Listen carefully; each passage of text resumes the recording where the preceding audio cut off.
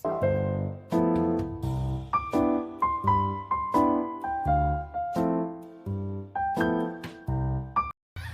semuanya, kami dari kelompok 5.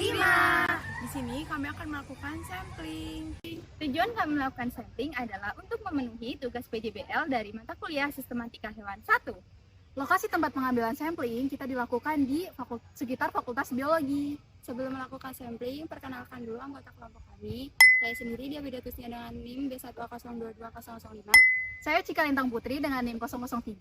Saya Nadia Oktazara dengan NIM 021. Saya Ula Wisna dengan NIM 011. Saya Siti Nurul Ida dengan NIM B1A022020.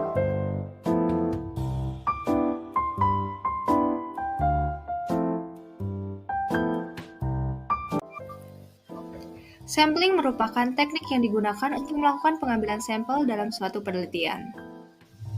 Pada saat sampling, alat yang digunakan yaitu killing bottle, toples kaca, jaring, styrofoam, kertas kalkir, kertas papilot, suntikan, jarum pentul, cutter, kertas manila, plastik preparat, aplikasi GPS, latex, dan alat tulis. Lalu, bahan yang digunakan yaitu kloroform, alkohol, formalin, karet gelang, dan hewan. Metode yang digunakan adalah metode tangkap langsung dan jaring. Beberapa hewan yang ditangkap menggunakan metode tangkap langsung, seperti kumbang dan kodok. Sementara, hewan seperti kupu-kupu dan belalang ditangkap menggunakan jaring. Spesies pertama yang kami temukan adalah belalang Cina yang ditemukan di rerumputan belakang Fakultas Biologi. Metode penangkapan yang digunakan yaitu dengan menggunakan jaring. Belalang kemudian dimasukkan ke dalam wadah toples agar hewan tidak lepas.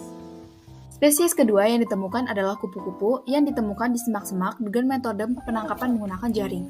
Kupu-kupu dipegang abdomennya, kemudian diletakkan pada kertas papilot dan dimatikan dengan cara menekan bagian toraksnya. Hal ini bertujuan agar untuk menjaga sayapnya tidak rusak. Spesies selanjutnya yang kami temukan adalah kumbang landut, yang ditemukan pada ranting pohon. Metode penangkapan yang digunakan adalah metode tangkap langsung. Kumbang dimasukkan ke dalam botol agar hewan-hewan tidak lepas. Selanjutnya, kami berpindah pada lokasi persawahan. Spesies keempat yang ditemukan adalah capung yang ditangkap menggunakan metode jaring.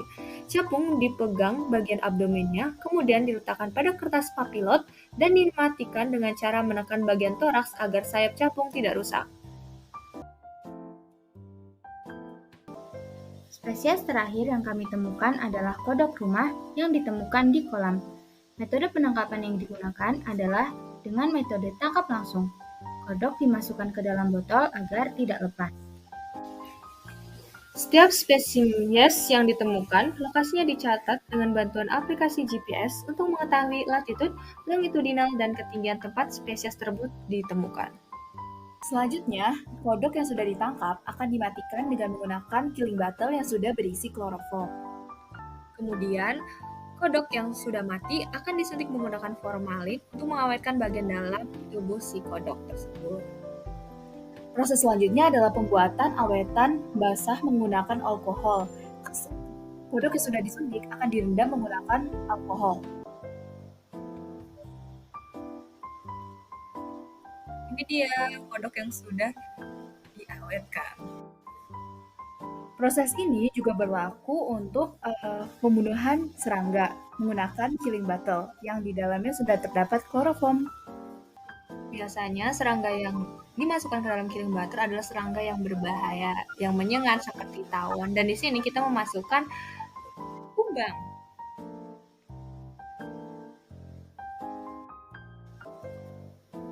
Di sini sedang dilakukan penyuntikan pada insekta dan di sini bagian toraks dari kumbang sedang disuntik menggunakan formalin.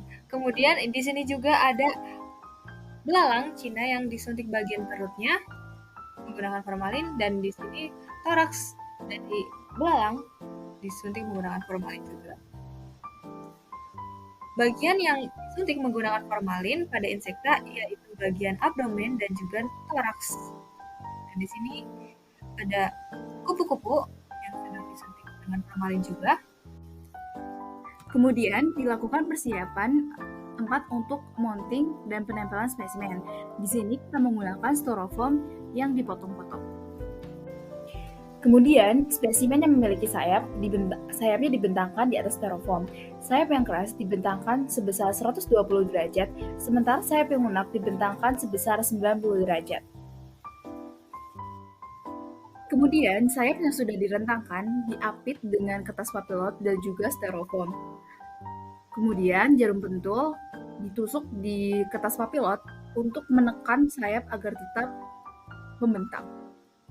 Selanjutnya adalah peletakan tag pada spesimen ataupun awetannya.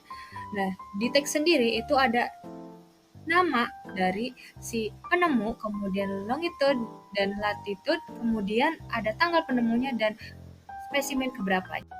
Kemudian pengisian label identitas dari spesimen dibantu oleh iNaturalis. Di sini berisi tentang nama lokasi, nama ilmiah, nama lokal, dan lain-lain. Setelah selesai diidentifikasi semua, akan diletakkan pada styrofoam yang kemudian awetan-awetan tersebut diberi plastik agar tetap terjaga.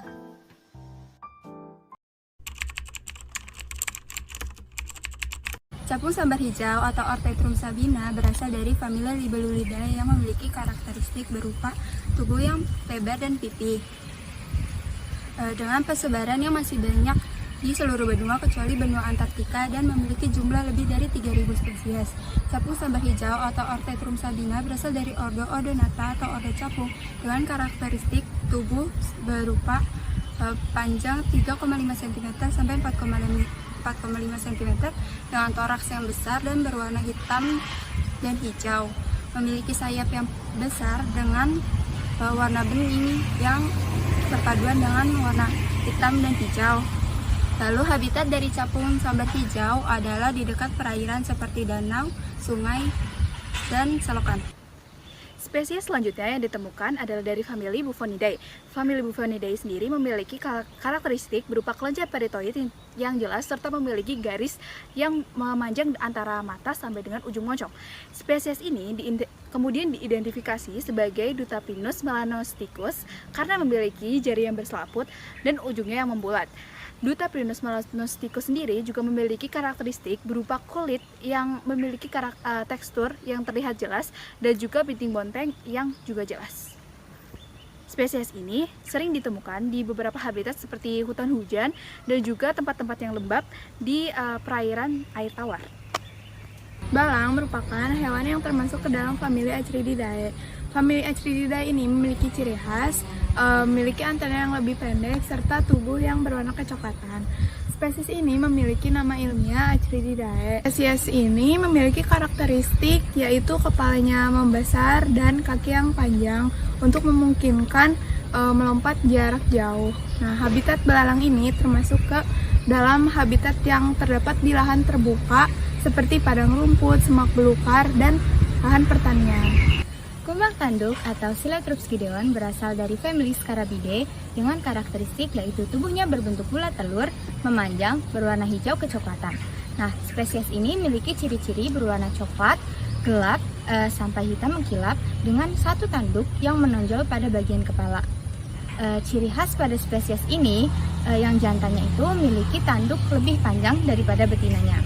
Hewan yang kami temukan selanjutnya yaitu masuk ke dalam famili Nymphalidae. Famili ini memiliki ciri yaitu memiliki ukuran tubuh sekitar 25 sampai 150 mm. Ciri selanjutnya yaitu pada sayap bagian depan berbentuk segitiga dan pada sayap bagian belakang memanjang ke depan dan membengkok. Kemudian hewan yang kami temukan ini memiliki nama ilmiah Hippolimnas bolimna atau sering disebut dengan kupu-kupu telur. Nah, untuk ciri spesifiknya sendiri pada betina memiliki tanda bintik oranye di bagian sayapnya dan untuk jantan itu memiliki tanda spot putih yang besar di bagian sayapnya. Penyebaran dari hewan ini biasanya di daerah tropis dan subtropis dan biasanya daerah-daerah seperti perkebunan, pertanian, sungai dan juga permukiman biasanya ditemukan hewan ini. Sekian dari sampling kita hari ini. Dari hasil yang kita dapatkan ada 4 awetan kering dan 1 awetan basah. Sampai jumpa di kesempatan berikutnya. Dadah. Bye bye.